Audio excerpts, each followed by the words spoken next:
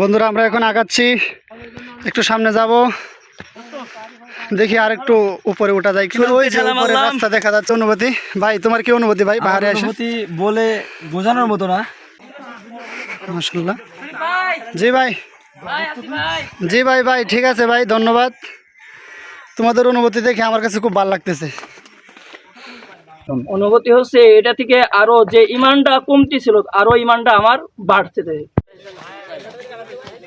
ঝর্ণা যাচ্ছে, ছেঁকা খাই বেকা হয়ে গেছে। জি জি।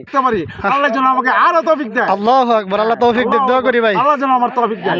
আমিন আমিন। আমি ড্রাইভার শহীদুল।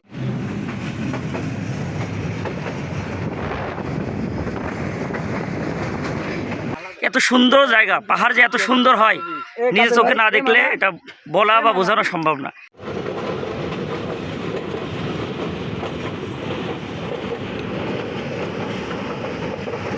আসসালামু আলাইকুম ওয়া রাহমাতুল্লাহি ওয়া বারাকাতুহু। অনেক তৃপ্তি পাবেন বন্ধুরা, আমরা চলে আসলাম নেত্রকোনা, কলমাকান্দা, পাঁচগাঁও, চন্দ্রডিঙ্গা পাহাড়ে। এই যে আমার একজন ভাই এখানে বসে আছে, আমরা তার সাথে একটু কথা বলি। আসসালামু আলাইকুম ভাই। ওয়ালাইকুম আসসালাম ভাই। ভালো আছেন ভাই? এই তো আলহামদুলিল্লাহ ভাই, ভালো আছি। কোন জায়গা থেকে আসছেন ভাই? আমরা আসছি কুষ্টিয়া জেলা থেকে। মাশাআল্লাহ, অনেক দূর থেকে আসছেন। আমরা কুষ্টিয়া জেলা থেকে এই পাহাড় দেখার উদ্দেশ্যে এবং ঝর্ণাতে গোসল করার উদ্দেশ্যে আসছিলাম, কিন্তু জি জি। দুর্ভাগ্য কারণ আজকে এই যে বৃষ্টি নেই, তো সেজন্য দুইটা ঝর্ণা এখানে আছে, দুইটা ঝর্ণাই বন্ধ। হ্যাঁ, তো যারা আসবেন তারা অবশ্যই 1 মাস পরে আসার চেষ্টা করবেন, তাহলে ঝর্ণাতে সবাই গোসল করতে পারবেন ইনশাআল্লাহ। আর দর্শকদের প্রতি ভাই আপনার কি অনুভূতি? আমরা ভাই মাদ্রাসাতে চাকরি করে বেতন কিন্তু বেশি পাই না, জি, জি। কিন্তু যে বেতনটা পাই প্রতি মাসেই একটা চিন্তা করি যে ওই বেতনের মধ্যে থেকে প্রতি মাসে একটা ছোটখাটো ট্যুর করার জন্য। জি। কারণ একটা ট্যুর করলে কি হয়, নিজের অভিজ্ঞতা বাড়ে এবং মনটা ফ্রেশ হয়, এবং আল্লাহ যে প্রকৃতি কি সুন্দর করে সৃষ্টি করেছে, এই যে বড় বড় পাহাড় পর্বত, আমরা শুনি কি এই পাহাড়গুলো কিয়ামতের দিন তোলার মতো উঠবে। জি জি। যত বড় পাহাড়, এই পাহাড় তোলার মতো উঠবে, তাহলে কি এই পাহাড়ে আসলে কিন্তু আপনার সেই অনুভূতিটা পাবেন যে আল্লাহ কি না পারে। এই পাহাড় যদি তোলার মতো উঠে তাহলে মানুষের কি অবস্থা হবে। সেজন্য আল্লাহ যে রহমত, যে প্রকৃতিগুলো আছে, সবাই টাকা জমাই না রেখে সবাই ঘোরার চেষ্টা করবেন, দেখবেন আপনার মনও ফ্রেশ হবে, আল্লাহর রহমতে দেখা হবে। তো সবাই বেশি বেশি ঘোরার চেষ্টা করবেন ইনশাআল্লাহ। ঠিক আছে, মাশাআল্লাহ।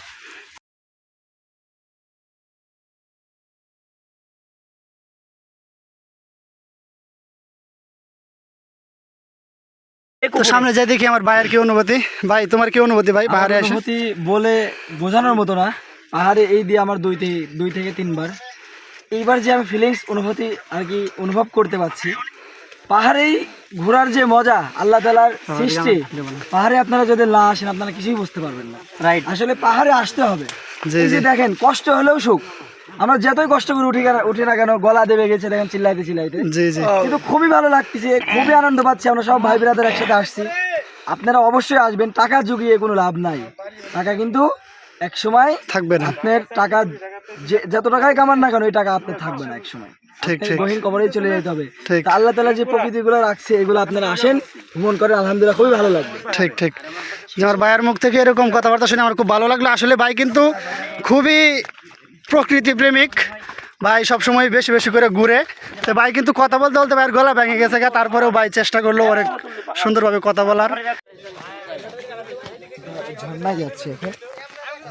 যে পাহাড় দেখার পরে আপনার অনুভূতিটা কেমন লাগছে এখন? অনুভূতি হচ্ছে এটা থেকে আরো যে ইমানটা কমতি ছিল, আরো ইমানটা আমার বাড়ছে, মানে তাজা হচ্ছে। আল্লাহর নিয়ামত গেলে নিয়ামতের শুকরিয়া এখন আমি মানে ঠিক মতো।